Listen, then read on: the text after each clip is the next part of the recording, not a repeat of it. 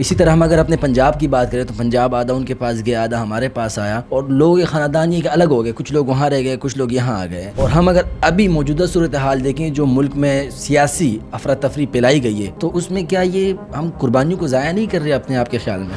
آزادی ایک بہت بڑی نعمت ہے، اور ہمارے ملک میں جتنی آزادی الحمدللہ اسلامی جمہوریہ پاکستان میں سمجھتا ہوں دنیا کی کسی ملک میں نہیں ہے۔ اور ہم اگر جشن آزادی کی بات کرتے ہیں، ہم اگر کہتے ہیں کہ 14 اگست آ رہا ہے اور ہم نے جشن آزادی منانا ہے، تو اس میں کچھ لوگ، کچھ عناصر وہ کہتے ہیں کہ ہم کیا آزاد ہیں؟ وہ اس طرح کے سوال کرتے ہیں، کیا ہم آزاد ہیں؟ فیلڈ مارشل کی جو بنیاد و مرصوص کے نام کا آپریشن جو لانچ ہوا تھا، ان تمام کارکردگیوں کو دیکھ کر ہم نے یہ فیصلہ کیا ہے کہ ہم شہداء کے نام پہ یہ جشن آزادی منائیں گے۔ ان کا حق ہے، ہم یہ حق تسلیم کرتے ہیں، کسی کو اچھا لگے یا کسی کو برا لگے۔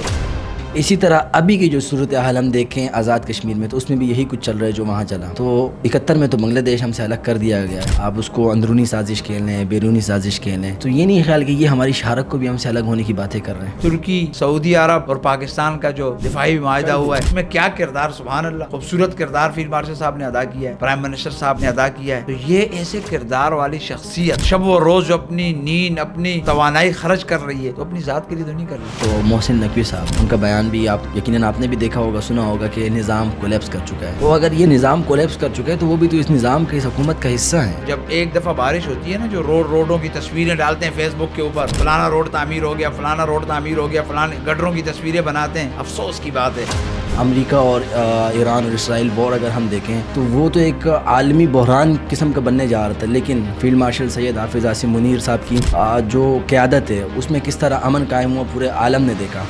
اب اگر نظام بھی نہ چلائیں، حکومتی معاملات بھی درست سمت میں نہ چلیں، پھر کہتے ہیں سسٹم بیٹھ گیا ہے، تو سسٹم تو بٹھانے والے آپ ہی لوگ ہو نا بھائی، اور کس نے بٹھایا سسٹم؟ عوام نے تو نہیں بٹھایا۔ عوام بیچاری تو ٹیکس دے دے کے ان کا کھانا خراب ہو گیا، پرائیویٹ اسپتال غریب افورڈ ہی نہیں کر سکتا، تو یہ کس نے کیا ہے؟ نظام میں موجود یہ ہر بات فوج کے اوپر ڈالتے، یہ فوج نے کیا۔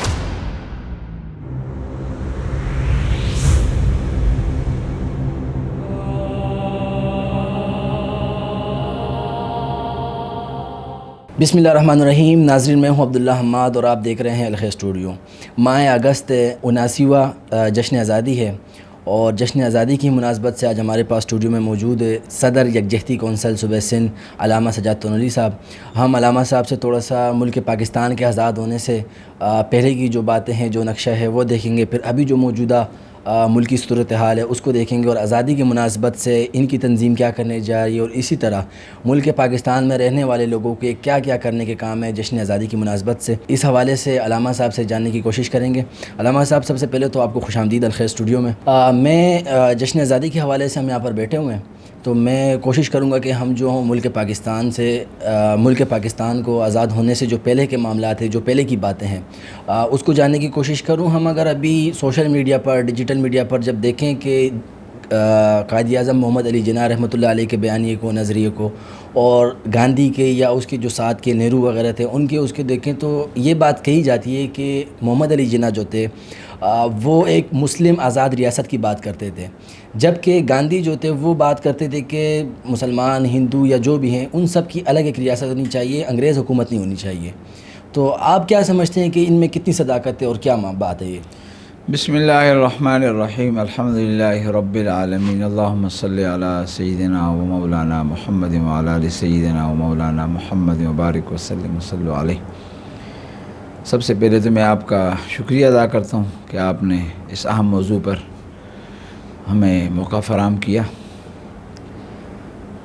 آپ نے جو سوال پوچھا ہے آزادی سے پہلے اور آزادی کے بعد، اور محمد علی جناح رحمۃ اللہ علیہ مسلم آزاد ریاست کا نعرہ بلند کرتے تھے، اور ان کے مقابلے میں اور گاندھی جو ہے وہ اس قسم کا نعرہ نہیں لگاتے تھے۔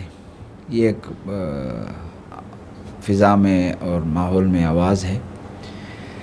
ظاہری اسباب کے مطابق ان کا نعرہ محمد علی جناح رحمۃ اللہ علیہ کا آزاد مسلم ریاست کا ضرور تھا، لیکن اس کی وجوہات تھی نا۔ آپ نے آزادی سے قبل 1.5 سال قبل جو کلکتہ میں ایک خونریز تصادم ہوا، جس میں مسلمانوں کو خصوصی ٹارگٹ کیے گئے نا، کتنے مسلمان بے وجہ بلا وجہ قتل کیے گئے، شہید کیے گئے، ہزاروں کی تعداد میں۔ تو وہ مسلمان شہید ہوئے، قتل ہوئے اور ناحق قتل کیا گیا۔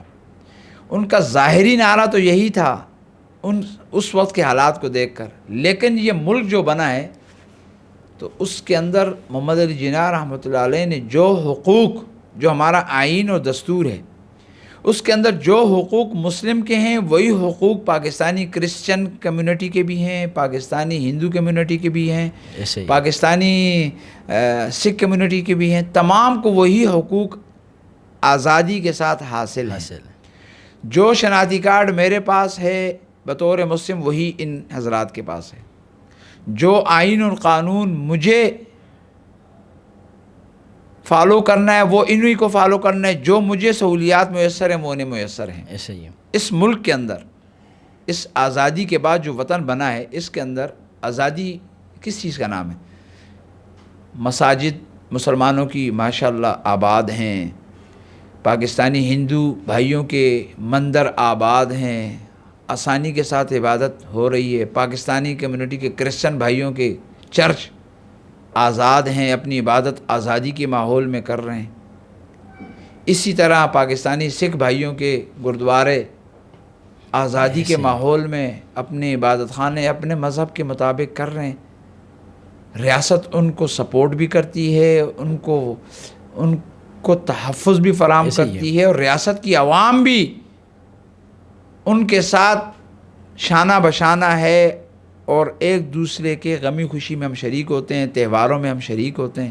تو آزادی اس سے بڑی اور کیا آزادی ہے؟ ایسے ہی ہے. اس میں ایک اور بات بھی میں اضافہ کرنا چاہوں گا کہ ہم اگر سیرت نبی صلی اللہ علیہ وسلم کو دیکھیں تو جس اسلامی ریاست کی جناح بات کیا کرتے تھے تو وہ اسلامی ریاست تو ہم تاریخ میں یا سیرت میں پڑھ چکے ہیں، جو مدینہ میں ہوتی تھی، جو سارے لوگ وہاں مل بانٹ کے رہتے تھے، مسلمان کاروبار بھی کیا کرتے تھے ان کے ساتھ، سب کچھ ہوتا تھا. تو میرے خیال سے یہی بات اس کو کہیں کہ جو اسلامی ریاست کی وہ بات کرتے تھے وہ مدینہ کی ریاست کی بات کرتے، تو یقیناً پاکستان میں یہ سب کچھ چیزیں ہمیں ہوتی ہوئی دکھائی دیتی ہے. دیکھا مدینہ المنورہ پہلی اسلامی ریاست ہے جو جناب نبی کریم صلی اللہ علیہ وسلم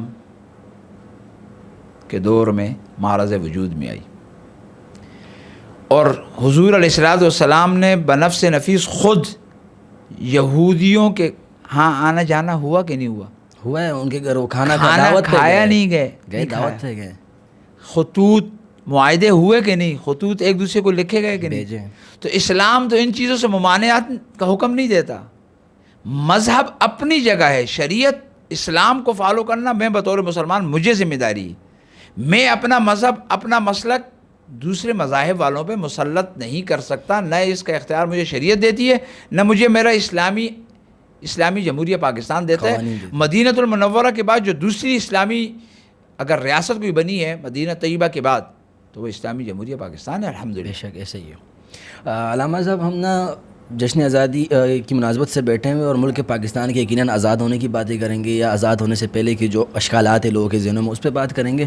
لیکن یہ ملک پاکستان یہ کچھ طرح سجایا تو ہمیں نہیں دیا گیا. یقیناً اس کے لیے ہمارے بڑوں نے قربانیاں دی ہیں، لاکھوں بزرگوں نے، جوانوں نے، خواتین نے، بچوں نے قربانیاں دی ہیں. اسی طرح لوگ اپنے خاندان چھوڑ کے، ہم اگر بنگلہ دیش کی بات کریں کہ وہ بھی جب پاکستان کا حصہ تھا تو اس کے بھی دو حصے کیے گئے تھے، ایک پاکستان کے حصے میں آیا تھا، ایک انڈیا کے بھارت کے. اسی طرح ہم اگر اپنے پنجاب کی بات کریں تو پنجاب آدھا ان کے پاس گیا، آدھا ہمارے پاس آیا، اور لوگ یہ خاندان یہ کہ الگ ہو گئے، کچھ لوگ وہاں رہ گئے، کچھ لوگ یہاں آ گئے. اور ہم اگر ابھی موجودہ صورتحال دیکھیں جو ملک میں سیاسی افراتفری پھیلائی گئی ہے تو اس میں کیا یہ ہم قربانیوں کو ضائع نہیں کر رہے اپنے آپ کے خیال میں؟ دیکھیں، آزادی کے لیے تمام قوم نے متحد ہو کر، متفق ہو کر، مذہب، مسلک، زبانوں سے بالا تر ہو کر قربانیاں لاکھوں کی تعداد میں مرد و خواتین، بچوں، بزرگوں نے جان کے نذرانے پیش کر کے اس کو ملک وطن کو حاصل کیا. یہ ایسے پلیٹ میں رکھ کے ہمیں نہیں ملا ہے. آزادی ایک بہت بڑی نعمت ہے، اور ہمارے ملک میں جتنی آزادی الحمدللہ اس جمہوریہ پاکستان، اسلامی جمہوریہ پاکستان میں سمجھتا ہوں دنیا کی کسی ملک میں نہیں ہے. بولنے کی آزادی، مذہب کی آزادی، سیاسی آزادی، ہر قسم کی آزادی ہے. آپ یہ بات کہہ رہے ہیں، لیکن ابھی بھی کچھ عناصر ہم اگر جشن آزادی کی بات کرتے ہیں، ہم اگر کہتے ہیں کہ 14 اگست آ رہا ہے اور ہم نے جشن آزادی منانا ہے، تو اس میں کچھ لوگ، کچھ عناصر وہ کہتے ہیں کہ ہم کیا آزاد ہیں؟ وہ اس طرح کے سوال کرتے ہیں، کیا ہم آزاد ہیں؟ کیا یہ آزاد ریاست ہے؟ تو یہ ایسے لوگوں سے جو ہے صرف میں اتنا ہی کہوں گا کہ آزادی وہ کس چیز کو سمجھتے ہیں. ہر چیز تو یہاں آزاد ہے، سیاست آزاد ہے، مذہب آزاد ہے، مسلک آزاد ہے، بولنا آزاد ہے، سب چیزیں تو آزاد ہیں اسلامی جمہوریہ پاکستان میں. جو شخص جب چاہتا ہے روڈ کے اوپر، مسجد میں، مندر میں، چرچ میں اپنی سپیچ کو، اپنی بات کو اعلانیہ طور پر واضح کرتا ہے اور عوام کو سناتا ہے اور کوئی اس کو رکاوٹ نہیں ہے. چند سیاسی مفاد کے خاطر چند سیاسی پارٹیوں کے قائدینوں کے ورکر جو ہیں وہ تنقید کر رہے ہوتے تو مفادی سیاست ہے. سیاست کا کام ہی مفاد کا ہے. ان سے اپنے کام تو ہو نہیں رہے. آسان حربہ ہے کہ ملک پر اور ملکی اداروں پر جو ہے قدغن لگائیں اور آزادی کے اوپر جو ہے تبرہ کریں، آزادی کے اوپر انگلیاں اٹھائیں. اس سے کوئی حاصل ہونے والا تو ہے نہیں.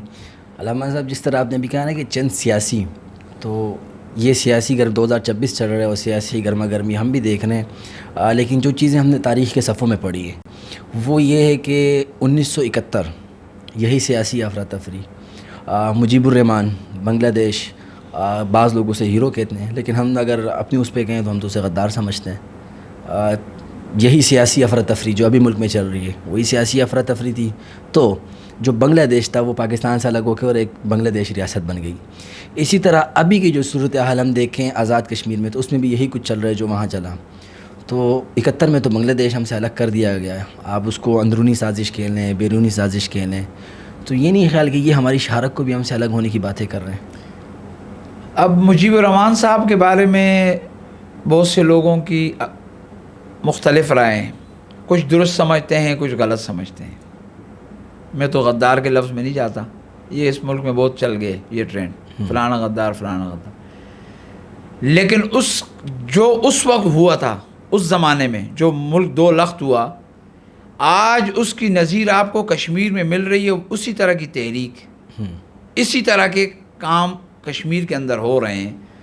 تو لگتا ہے ایسا ہے کہ اس کے پیچھے وہی پراکسی، وہی انڈین بیرونی سازشیں جو وہاں وہی سازشیں جو وہاں کی گئی وہ اب یہاں رچائی جا رہی ہیں. لیکن انشاءاللہ عز و جل ناکامی ان کا مقدر ہوگی اور کشمیر ہمارا تھا، ہمارا ہے اور انشاءاللہ ہمارا رہے گا. ایسے ہی ہے، بے شک.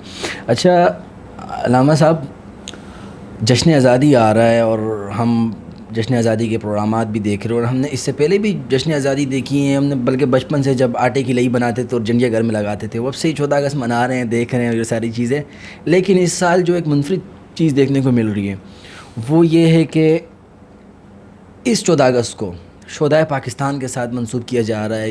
بلکہ شہداء کے ساتھ تو منسوب کرنا چاہیے، ہم تو اپنے شہداء پر ہی، وہ اس وطن پر، اس ملک پر قربان ہوئے ہیں. لیکن اس کے ساتھ ساتھ جو افواج پاکستان کے ساتھ منسوب کرنے کی باتیں کی جا رہی ہیں اور اس پر جو تنقید کی جا رہی ہے، اس پر آپ کیا کہیں گے؟ افواج پاکستان سے منسوب کرنے کی ایک وجہ تو میں آپ کو یہ بتا دوں کہ گزشتہ سال آپ نے دیکھا کہ بزدل دشمن نے رات کی تاریکی میں پاکستانی قوم پر حملہ کیا. نہ ہم نے کوئی پہل کی، نہ ہم نے کوئی ایسا عمل کیا جس کی وجہ سے ہم پر حملہ کیا جاتا. پاکستان تو امن کا خواہاں ملک ہے. ہم نے ہمیشہ مکالمے پہ یقین رکھا ہے، امن کی بات کی ہے. ہمیشہ ہمارا سفارتی محاذ ہو یا ہمارا دفاعی محاذ ہو یا ہمارا حکومتی محاذ ہو، ہم نے ہمیشہ امن کی بات کی ہے کہ امن برقرار رکھا جائے اور مکالمے پر یقین رکھا جائے. پہلی تو یہ بات. دوسری بات، رات کی تاریکی میں حملہ ہوتا ہے، عام پاکستانیوں کو نشانہ بنایا جاتا ہے، اور پھر اپنے ملک میں ان کا جو میڈیا ہے، ہمارا بزدل دشمن بھارت، وہ میڈیا کے اوپر ایسے بیانات دیتا ہے، ایسی تشدد نما گفتگو، پرتشدد گفتگو کرتا ہے کہ ایسا لگتا ہے جیسے خدا نخواستہ پاکستان فتح کر لیا. حالانکہ ایسا کچھ بھی نہیں ہے. ہمارے ادارے بھی بیدار تھے، دفاعی ادارے بیدار تھے، ایئر فورس ہماری بیدار تھی الحمدللہ.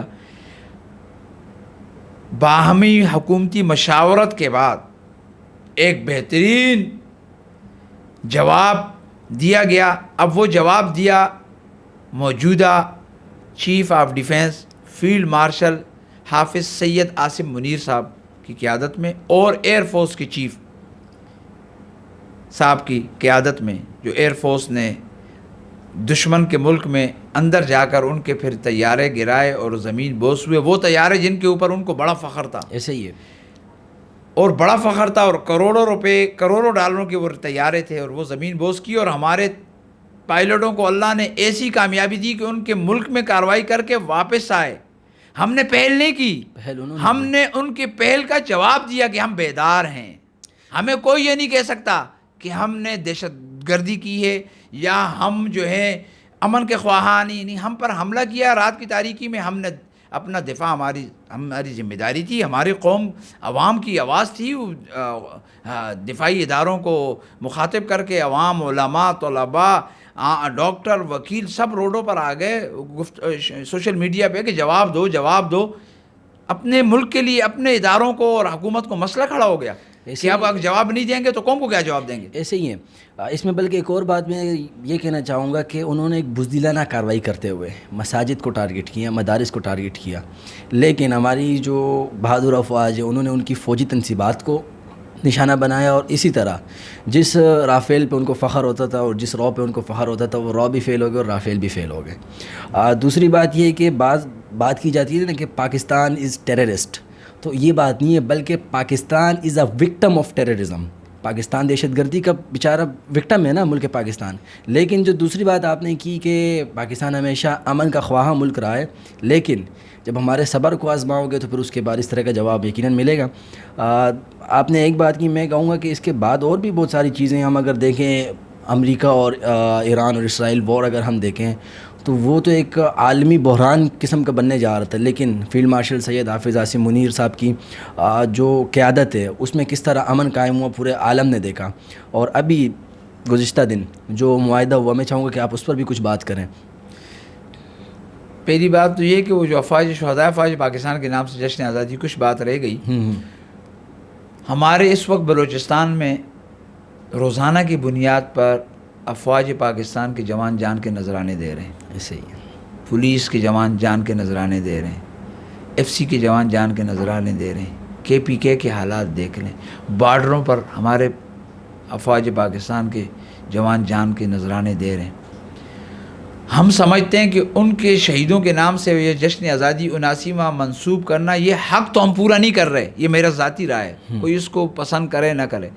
لیکن ایک اس دریا کے اندر ایک گھوٹ برابر، ایک معمولی تنکے برابر ہم یہ سمجھتے ہیں کہ ان سے منسوب کر کے ان کی جو فیملیاں ہیں موجودہ، اللہ ان کو سلامت رکھے، ان کے جو والدین ہیں، بھائی ہیں، بہنیں ہیں، جن کی خواتین یعنی بیویاں ہیں، ان کے ساتھ اظہار یکجہتی کے لیے اور شہداء کو سرخ سلام پیش کرنے کے لیے، اور فیلڈ مارشل کی جو بنیان و مرصوص کا نام کا آپریشن جو لانچ ہوا تھا، ان تمام کارکردگیوں کو دیکھ کر ہم نے یہ فیصلہ کیا ہے کہ ہم شہداء کے نام پہ یہ جشن آزادی منائیں گے. ان کا حق ہے، ہم یہ حق تسلیم کرتے ہیں. کسی کو اچھا لگے یا کسی کو برا لگے، یہ ہمارے دفاعی ادارے ہیں، ہماری فرنٹ لائن ہے. اللہ کا شکر ہم ادا کرتے ہیں کہ ہماری افواج بیدار ہے. خدا نہ خواستہ اگر یہ بیدار نہ ہوتی تو ہمارا حال بھی شام، لیبیا اور عراق جیسا ہوتا. کیا حالات ہیں وہاں کے. یہ پراکسی دشمنوں نے اس ملک کے اندر پراکسی کی نا، اداروں کو اور عوام کو آپس میں جو ہے گتم گتا کر دیا. آپ نے سامنے لیا. یہاں بھی بھارت نے پراکسی کے ذریعے، سوشل میڈیا کے ذریعے بہت سا پروپیگنڈا کیا ہے. کچھ ہمارے یہاں سیاسی ورکر بھی نادانی میں یا جان کے یا انجانے میں اس کا حصہ بن رہے ہیں اور ریاست پر اور ریاسی اداروں پر تنقید کر رہے ہیں. میں سمجھتا ہوں اس سے کچھ حاصل ہونے والا نہیں. ریاست سے کوئی نہیں ٹکرا سکتا انشاءاللہ. جو ٹکرائے گا، بزدل دشمن ٹکرایا، اس نے اپنا انجام دیکھ لیا. اپنے عوام کے ساتھ تو ریاست کی وہ پالیسی ہے ہی نہیں ہے، تو عوام کے ساتھ بڑا گزارے والا معاملہ کرتے ہیں. آئین اور قانون کی پاسداری ہماری ذمہ داری ہے. علامہ صاحب، ہم اگر ابھی ریسنٹلی گزشتہ دنوں کی خبریں اگر دیکھیں تو نظام پر بات ہو رہی ہے، تو محسن نقوی صاحب، ان کا بیان بھی یقیناً آپ نے بھی دیکھا ہوگا، سنا ہوگا کہ نظام کولیپس کر چکا ہے. تو اگر یہ نظام کولیپس کر چکا ہے تو وہ بھی تو اس نظام کے، اس حکومت کا حصہ ہیں. دیکھیں، آپ نے اچھی بات کری. محسن نقوی صاحب نے تو جو بیان دیا ہے وہ تو حکومت میں خود بیٹھے ہوئے ماشاءاللہ، وفاقی وزیر داخلہ ہیں، ایک ذمہ دار عہدے پر وہ تشریف فرما ہیں. مگر میں اپنی ذاتی رائے میں یہ بات کہنا چاہتا ہوں کہ یہ جب ملک آزاد ہوا تھا تو 3 کروڑ سے کچھ اوپر کی آبادی تھی اور 4 صوبے ماشاءاللہ تھے. آج 25 اور 26 کروڑ عوام ہیں. نظام وہی ہے، صوبے وہی ہیں. کیا نظام درست ہوا؟ کیا عوام کے فلاح و بہبود کے لیے جو کام کرنے چاہیے تھے وہ کیے جا رہے ہیں؟ کیا نظام اس جانب چل رہا ہے؟ جس ادارے میں آپ جائیں، حکومتی جس ادارے میں جائیں، کرپشن کا ماحول ہے. روڈوں کے حالات دیکھ لیں، گٹروں کے حالات دیکھ لیں، اسپتالوں کے حالات دیکھ لیں. اور 79واں سال ہم جشن آزادی کا منا رہے ہیں، ابھی سائیکل سروس، میڈیکل سروس جو ہے اس طرف ہم آئیں گے. لائی جا رہی ہے. اور دنیا میں جو ہے نا ہیلی کاپٹر ماشاء اللہ لانچ ہو چکا ہے مریضوں کے لیے، اور یہاں بھی سائیکل لا رہے ہیں. ہر چیز کر کے دیکھ لی. بلدیاتی نظام فیل، حکومتی جو سیاسی نظام ہے وہ کرپشن کا نظر ہو چکا ہے. ہاں، اس پر افہام و تفہیم کی ضرورت ہے. مکالمہ ہونا چاہیے، پارلیمنٹ کے اندر بھی ہونا چاہیے. تمام سیاسی پارٹیاں وہاں موجود ہیں، لیکن وقت کی ضرورت ہیں. یہ نہیں اب کب سے سرائیکی صوبے والے آواز بلند کر رہے ہیں، ہزارے صوبے والے آواز بلند کر رہے ہیں، دیگر صوبوں کی آوازیں بلند ہوتی ہیں. اگر صوبوں پر اختلاف ہے تو انتظامی یونٹ تو بنائے جاتے ہیں، شریعت کے مطابق بات کر دیتے ہیں نا. حضور علیہ السلام نے مدینۃ المنورہ کی ریاست بننے کے بعد کیا مختلف علاقوں کے لیے مختلف گورنر مقرر نہیں کیے؟ انتظامی یونٹ کے تحت نہیں ہوئے تھے معاملات؟ ہوئے تھے نا. تو شریعت پہ بات کر لیں نا، شریعت کے مطابق آ جائیں.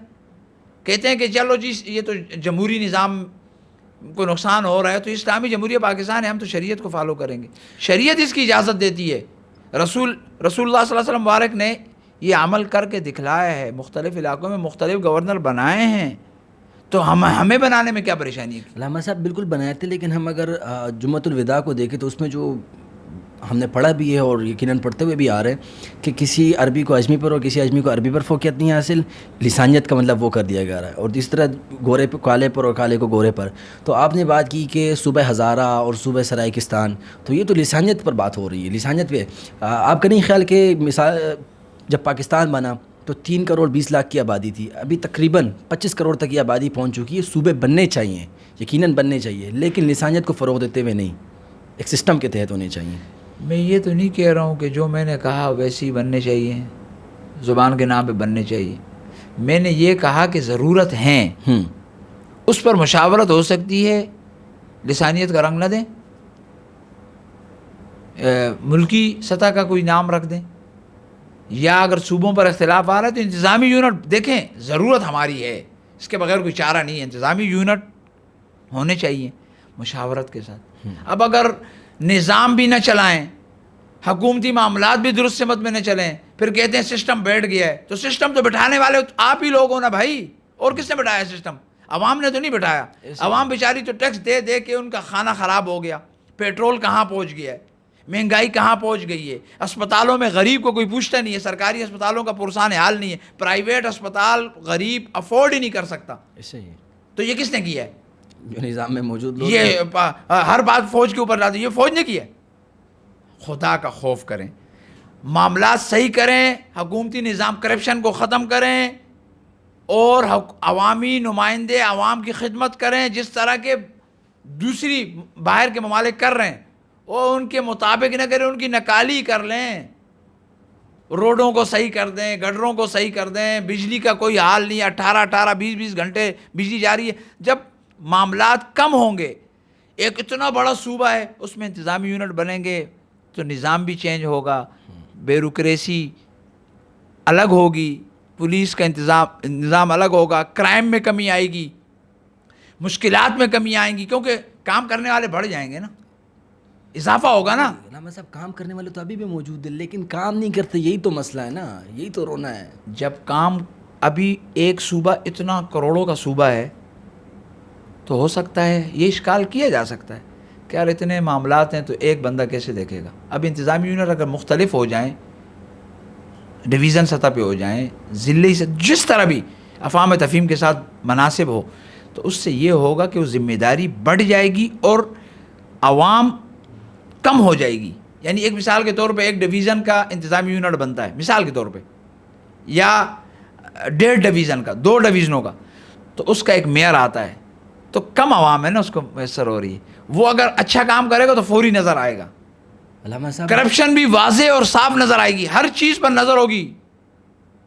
چیزیں تو ابھی بھی صاف نظر آ رہی ہے، لیکن پکڑ کی بات ہے. آپ نے کہا کہ ڈویژن کی سطح پر ہو، تو کراچی میں تو ہم دیکھتے ہیں میئرشپ موجود ہے، بلدیاتی نظام موجود ہیں، اور گزشتہ 17 سالوں سے ایک ہی جماعت ہے وہ کراچی پر مسلط ہے. اور آپ نے خود ہی بات کی کہ سائیکل ایمبولینس لانچ کی گئی ہے شہر کراچی میں، جبکہ دیگر ممالک میں ہم دیکھیں تو ایئر ایمبولینس سروسز بھی آ چکی ہیں. اچھا، ہم اگر پاکستان میں بات کریں تو پاکستان میں بھی ایئر ایمبولینس ہے ایدی کی، فلاحی تنظیم کی. وہ تو ملک چلانے والے لوگ نہیں ہیں، وہ تو فلاحی تنظیم ہے. تو سسٹم تو موجود ہے. اور اگر آپ کہہ رہے ہیں کہ کرپشن دکھے گی، کرپشن دکھ بھی رہی ہے. میں کہتا ہوں کہ صوبہ سندھ میں ہم موجود ہیں اس وقت نا، کراچی میں موجود ہے، پیپلز پارٹی کی حکومت ہے کئی دہائیوں سے اس صوبے کے اوپر. آپ کسی سے بھی پوچھ لیں، کسی کے آگے بھی جا کے آپ پوچھ لیں شہر کراچی میں رہنے والے بسنے والے یا صوبہ سندھ میں، وہ آپ کو کہے گا کہ پیپلز پارٹی چور ہے. ہر بندے کو پتہ ہے کہ چور ہے، لیکن یہاں پر مسلط بھی ہو جاتے ہیں، اور اس کے بعد یہ ساری چیزیں دکھنے کو بھی آتی ہے، لیکن اس کے بعد بھی یہی حال ہے، یہی سچویشن ہے. آپ نے خود اپنے سوال میں جواب دے دیا. جب بلدیات فیل، صوبائی حکومتوں نظام کو ڈیلیور نہیں کر پا رہی، تو اسی لیے تو محسن نقوی صاحب نے بیان دیا ہے نا، میری ذاتی رائے کے مطابق. ایسے تو نہیں ہے کہ سسٹم بیٹھ چکا ہے، وہ ایک اہم منصب پر، اہم عہدے پر بیٹھا ہوا، اس کو نظر آ رہا ہے نا. اب میں بطور عام عوام مجھے نظر آ رہا ہے، تو ان کو نہیں نظر آ رہا ہے اتنی بڑی منصب پر بیٹھے ہوئے. بلدیاتی نظام کا حال دیکھنا ہے تو جب ایک دفعہ بارش ہوتی ہے نا، جو روڈوں کی تصویریں ڈالتے ہیں فیس بک کے اوپر، فلانا روڈ تعمیر ہو گیا، فلانا روڈ تعمیر ہو گیا، فلانے گڈروں کی تصویریں بناتے ہیں. افسوس کی بات ہے، کہاں لا کے کھڑا کر دیا سیاست کو اور خدمت کو، گڈروں کی تصویریں چلاتے ہیں. لا حول ولا قوت الا باللہ العلی العظیم.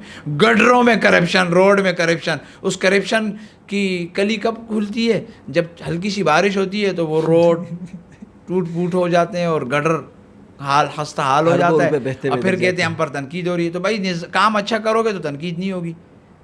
تو یہ تو نظام بیٹھ چکا ہے، اس میں تو کوئی دو رائے نہیں ہے. اچھے لوگ آئیں، باکردار لوگ آئیں، عوام کے نمائندے ایسے ہوں جو باکردار ہوں، جو خوف خدا رکھنے والے ہوں. عوام کی خدمت خدا کی خدمت ہے. عوام کی خدمت سے خدا ملے گا. عبادت سے جنت، اور عوام کی خدمت سے خدا ملتا ہے. ان کو قدر ہی نہیں ہے، یہ اپنے اپنے مستیوں میں لگے ہوئے.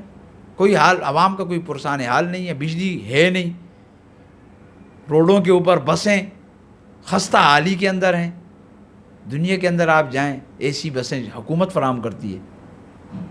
جن کے پاس کرایہ ہے وہ کرایہ دیتے ہیں، جن کے پاس نہیں ہے ان سے کرایہ بھی نہیں لیتے ہیں. ایسی بسیں تو علامہ صاحب کراچی میں بھی ہے، لیکن کراچی کی کتنی ساری آبادی ہے، ملک پاکستان کا سب سے بڑا شہر ہے. ڈبل ڈیکر 5 بسیں پوری کراچی میں. وہ تو اس لیے لانچ کی گئی ہیں 5 کے نام برقرار رہے، باقی نظام تو سسٹم بیٹھ چکا ہے. خود فرما چکے ہیں حضرت صاحب. تو نظام کو صحیح کرنے کے لیے مشاورت کے افہام تہیم کے ساتھ بہت ضروری ہے. صوبوں پر اگر اختلاف ہے تو نظامی یونٹ کی طرف جانا ہے. انشاءاللہ سسٹم نے کھڑا ہونا ہے. یہی کام رہ گیا فیلڈ مارشل صاحب کا. وہ دنیا میں گھومیں گے، ملکوں میں ملک جائیں گے، اور اپنے ملک کے لیے پیسے لے کر آئیں گے، اور وہ وہاں سے لے کر آئیں، اور سیاسی جو نظام ہے وہ اس کو کرپشن کی نظر کریں. تو یہ تو بہت افسوس کی بات ہے. یہ تو میں تو فیلڈ مارشل صاحب سے کہوں گا، میری گزارش ہے، اب میں عوامی نمائندہ ہوں، کہ خدا را آپ اتنی محنت کرتے ہیں. ایران امریکہ کے حالات، جنگی حالات میں جو آپ کا کردار ہے سب کے سامنے ہے. بزدل دشمن نے جو ہم پر وار کیا اس میں کردار، ساری قوم آپ کو سلام پیش کر دی ہے ہم سب کے سامنے. ابھی حال ہی میں ترکی، سعودی عرب اور پاکستان کا جو دفاعی معاہدہ ہوا ہے، اس میں کیا کردار، سبحان اللہ، خوبصورت کردار فیلڈ مارشل صاحب نے ادا کیا ہے، پرائم منسٹر صاحب نے ادا کیا ہے. تو یہ ایسے کردار والی شخصیت شب و روز جو اپنی نیند، اپنی جو ہے نا اپنی توانائی خرچ کر رہی ہے، تو اپنی ذات کے لیے تو نہیں کر رہا. تو بھائی ان کو آپ ہی کا حکم اور آپ ہی کا جو آرڈر جو ہے نا، ان کو جو ہے سمجھ میں آتا ہے. عوام کی تو انہوں نے نہ سننی ہے، نہ یہ مظاہروں سے خائف ہوتے ہیں، نہ یہ عوام سے خائف ہوتے ہیں. تو اللہ نے آپ کو طاقت بھی دی ہے، اور اللہ نے آپ کو ایک بڑا منصب عطا فرمایا ہے. اس کو مد نظر رکھتے ہوئے ہم پر رحم فرمائیں، اور یہ سسٹم جو بیٹھ چکا ہے اس کو کھڑا کرنے میں بھی اپنا کردار ادا کریں، جس طرح آپ دیگر معاملات میں کردار ادا کر رہے ہیں. علامہ صاحب آپ کی بات اور آپ کا موقف جان کے یہی ہے کہ آپ بھی اس ملک پاکستان سے محبت کرنے والے ہیں. آپ بھی یہی چاہتے ہیں کہ جس طرح آبادی بڑھ چکی ہے تو صوبے بھی بڑھنے چاہیے تاکہ اس شہریوں کا, اس ملک میں رہنے والوں کا فائدہ ہو سکے, بھلا ہو سکے. میں بس اپنے اختتام کی طرف ہی جانا چاہوں گا اور میں آپ سے جاننا چاہوں گا کہ آپ بھی صدر ہیں یکجہتی کونسل صوبہ سندھ کے, تو آپ جشن آزادی کس طرح مناتے ہیں؟ دیکھو, وطن سے محبت تو ایمان کا حصہ ہے. اور جشن آزادی کو میں پہلی دفعہ نہیں منا رہا ہوں, ہر سال الحمدللہ مناتا ہوں اور منانا چاہیے. یہ میرا ملک ہے, میرا وطن ہے, اس نے مجھے عزت دی, شہرت دی, سب کچھ اس ملک کے مرہون منت ہے الحمدللہ. اس دفعہ گزشتہ سالوں کی طرح ہی اس دفعہ میں نے 31 جولائی سے کارنر میٹنگ شروع کی ہے, روزانہ کی بنیاد پہ آج کر رہا ہوں. آج 8 اگست ہے انشاءاللہ. آج میری 3 کارنر میٹنگ ہے الحمدللہ ملیر کے ایریا میں, 3 مختلف علاقوں کے اندر, مختلف یو سی کے اندر 3 میری ہمارے 79واں یوم جشن آزادی شہدائے افواج پاکستان کے عنوان سے ہم نے کارنر میٹنگ رکھے ہیں. نوجوان بھرپور شرکت کرتے ہیں اور اپنی ملک سے اور اپنے افواج پاکستان کے شہداء سے اظہار یکجہتی کرتے ہیں, ان کو خراج تحسین پیش کرتے ہیں. یہ ہم ایک وہ بنا رہے ہیں 14 اگست کی ریلی کے لیے جو کہ ہماری کراچی میں نکلے گی الحمدللہ. اور اللہ کے فضل و کرم سے کہتا ہوں, جو ریلی ہم اللہ کے فضل و کرم سے نکالتے ہیں پاکستان کے لیے ملیر کی سطح پہ, تو اللہ کے فضل و کرم سے ایسی ریلی نہ کسی نے نکالی ہے, نہ انشاءاللہ کوئی نکال سکتا ہے. اللہ کے فضل و کرم, اللہ کی مدد و نصرت کے ساتھ کہہ رہا ہوں. کراچی کی سطح پر بھی دیکھ لیجیے, اس دفعہ بھی دیکھ لیجیے کہ نظر گھمائیے گا کہ نوجوان کس کے ساتھ ہیں اور کس کے لیے نکلتے ہیں. قوم پاکستان کے ساتھ ہے, پاکستان کے اداروں کے ساتھ ہے انشاءاللہ رہے گی, اور ہم انشاءاللہ اس جشن آزادی کو بھرپور انداز سے منانے جا رہے ہیں. بہت شکریہ علامہ صاحب, آپ نے اپنے قیمتی وقت میں سے وقت دیا. خواتین و حضرات, جس طرح کہ آپ نے دیکھا اور سنا کہ ملک پاکستان یہ ہمیں سجا کے نہیں دیا گیا, بلکہ ایک عظیم قربانیوں کی داستانیں اس کے پیچھے موجود ہیں کہ کس طرح ہمارے بڑوں نے, بزرگوں نے اس وطن عزیز کے لیے قربانیاں پیش کی اور اس کے بعد یہ وطن عزیز ہمیں ملا. یہ ملک جو ہے یہ ہمارے بڑوں نے بنایا اور ہم نے اسے سنبھالنا ہے.